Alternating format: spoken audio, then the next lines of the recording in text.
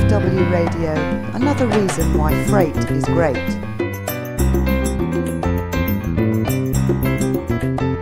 Thanks for tuning into IFW Radio, the voice of the international freight and logistics industry. I'm Kizzy Nkwacha, and I'm joined in the studio today by Mr. Damian Brett. Give them a wave, Damian. Hello there. Hiya. I'm joined today by Damian Brett, who'll be looking back at some of the big stories over the past 7 days and discussing what's made the headlines for him. And after that, I'll be bringing you a roundup of the top 5 stories in the world of freight and logistics. Can you wait? Can you wait indeed? But before then, here's Mr. Brett. Hello and welcome to another IFW News Roundup with me, Damian Brett, IFW's Chief Reporter. Now, before I get on with the story of the week and also hand over to Kizzy, who's going to run through the most read stories from the IFW website over the last 7 days, I've got a bit of bad news. This is actually going to be my last ever IFW radio, because I'm leaving IFW for another job. So yeah, while you're getting over that terrible bit of news, I'm sure you're all deeply traumatised by it. I had some more bad news, which is that basically means the radio every week is just going to be Kizzy. So yeah, God help you all. Yeah, but it's been fun doing the radio over the last few weeks, and thanks for all your input into it, and yeah, I'm sure Kizzy will keep up the good work that we've done in the past. Anyway, before I get too sentimental, I'll move on to the story of the week, and that's that the news that smaller shippers are largely being ignored by shipping lines and NVOCCs when requesting quotes over the phone, because they are only interested in chasing larger companies. And this is according to a new investigation carried out by Intel, who's an analyst. So what the analyst did was it contacted several shipping lines and NVOCCs by telephone, requesting quotes to transport a dry container on the Trans-Pacific and Asia-Europe trades on behalf of a real shipper. Intel decided to conduct the investigation after a similar study in June, when it posed as a shipper requesting quotes by email. In the June investigation, it posed as a shipper. It wasn't doing it on behalf of a real shipper, whereas this time it was doing it on behalf of a real shipper. But anyway, the results of the two investigations, in the June study, it emailed 33 rate requests to 22 carriers and 11 NVOCCs for a Trans-Pacific voyage, but only got rates out of 9 companies. And it was a similar story on the Asia-Europe trade, where 19 carriers and 8 NVOCs were contacted and only 11 replied. But the investigation it conducted over the last week or so, on the Asia-Europe trade, Intel requested a quote for shipping a container from Shanghai to Felixstowe from 17 carriers and 14 NVOCCs, and on the Trans-Pacific from 20 carriers and 10 NVOCCs for a shipment from Shanghai to Los Angeles. Out of the 31 operators on the Asia-Europe trade, 3 quotes were given by phone and 3 by email, so a total of 6. And on the Trans-Pacific, again, only 6 of the 30 companies contacted by phone provided a quote. Even though the market's seen quite intense competition over market share among container carriers in the past year, the majority do not seem to be set up to include business from small direct shippers in this fight for volumes, was the conclusion made by Intel. And it said that its experience among both carriers and large NVOCCs has been that many are mainly set up to support existing customers, not to land business from new small shippers. And it also said that perhaps one of the more important findings from its study is that how common it is for carriers and large NVOCCs to simply ignore a potential sales lead.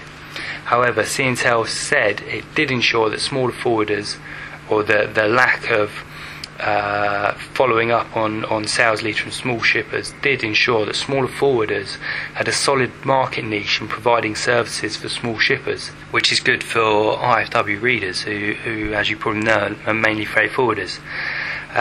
The reason Intel conducted a second study after its June one was that the June study was met with some criticism from some in the industry who claimed that carriers and MVOCCs were unlikely to quote by email, and that salesmen and women were taught to ignore fake requests for quotes, which is why this time it requested quotes over the telephone and did it on behalf of a real shipper.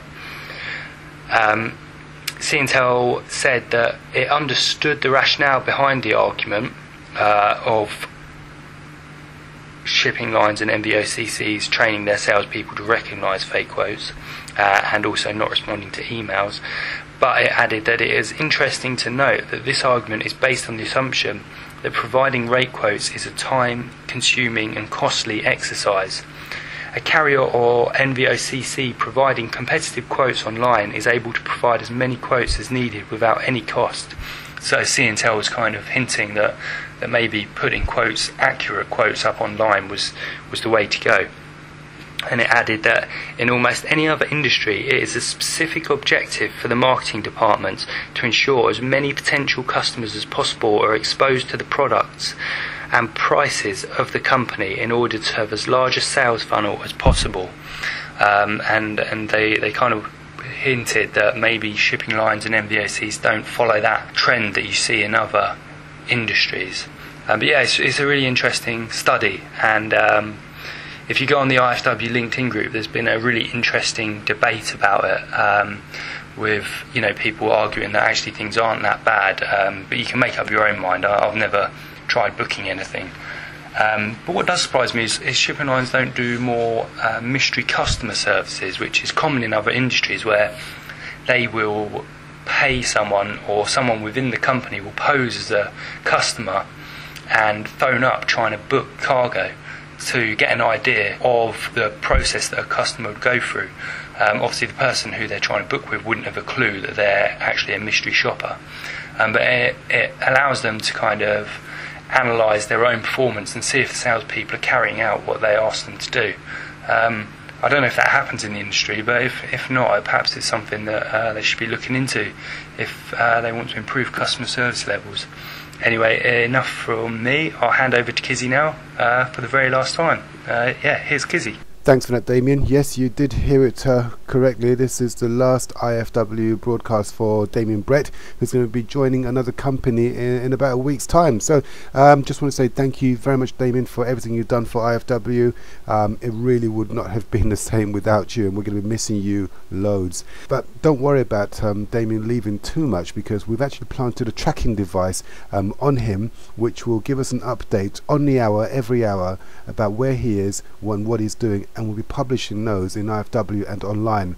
Look out for that later on. Oh, one more thing before I do a roundup of last week's news. Just want to announce that we're going to be launching a special event for the logistics industry over the next couple of days. Now, to showcase the vital role played by logistics in our everyday lives, IFW is launching Logistics Day. This is a celebration of an industry that's become the backbone of the global economy. Now, we all know that logistics is by far one of the most important factors in economic life. As the engine driving the global economy, it's true that no marketing, manufacturing, or any project can succeed without logistics support. Now, the way we've planned it is that Logistics Day will offer an opportunity for companies all over the world to hold events, raise money for charity, and showcase their contribution to the global supply chain. It's going to be an annual event, and it will be held on the 14th of November, starting from next year. Now, this date is quite symbolic because it is, of course, the birthday of Malcolm Purcell McLean, the man who, by inventing a container, ushered in the era of modern logistics. Now, if you want to get involved in Logistics Day and you want to tell us what you're going to be doing, or tell us why you think logistics is important, get hold of me on the website www.ifw-net.com, or email me at the usual address kizzy.nkwacha@informa.com. Now, here's a roundup of the week's headlines. In at number 5 was French farmers backing up their threat of action against cheap imports. Fruit and vegetable growers in southern France last week made good their threat of action against cheap fruit shipments, intercepting a number of Spanish registered trucks at motorway toll gates. Number 4 is Asia-Europe rates gaining ground. All-in spot rates on the Asia-Europe trade increased last week, gaining ground for the second week in a row. According to the Shanghai Containerized Freight Index, spot market prices on services from Shanghai to Europe reached $823 per TEU last week, which is an increase of $17 on the week before, and it is the second week in a row that prices on that trade lane have increased. Number 3 is gloomy view of life at European ports. European import and export container growth at deep sea ports has continued to weaken and will only get worse, according to one team of analysts. The European Port Tracker report produced by Hackett Associates and the Bremen Institute of Shipping and Economics and Logistics, ISL, showed that the European import volumes reached 1.99 million TEU in May, while export volumes reached 1.44 million TEU. The second biggest story of the week was another cargo aircraft carrying batteries crashes. Another cargo aircraft carrying lithium batteries caught fire and crashed last week, killing both pilots. The Asiana Airlines B747 freighter was heading for Pudong Airport in Shanghai from South Korea's Incheon Airport when it crashed just off Jeju Island in the south of the country. But the biggest story by far was, of course, the focus on the civil disturbance in the UK last week. The headline was "Rioters Set Sony Logistics Hub Ablaze." Rioters set ablaze and destroyed a Sony distribution centre in London during a night of violence and looting last Monday. Just before midnight, 11 fire appliances and around 55 firefighters were called to a 20,000 square metre Sony Digital Audio Disc Corporation's two-storey warehouse on Solar Way in Enfield in the UK. And that was the biggest story of the week. Well, let's hope the civil disturbances are over and that it hasn't disrupted your life or your business too much. In the meantime, I'm going to say goodbye to Mr. Damian Brett. Good luck, farewell, have fun, matey, and we'll catch you later. And to you out there, our army of loyal listeners and readers, have a safe week and may your God go with you. See you soon.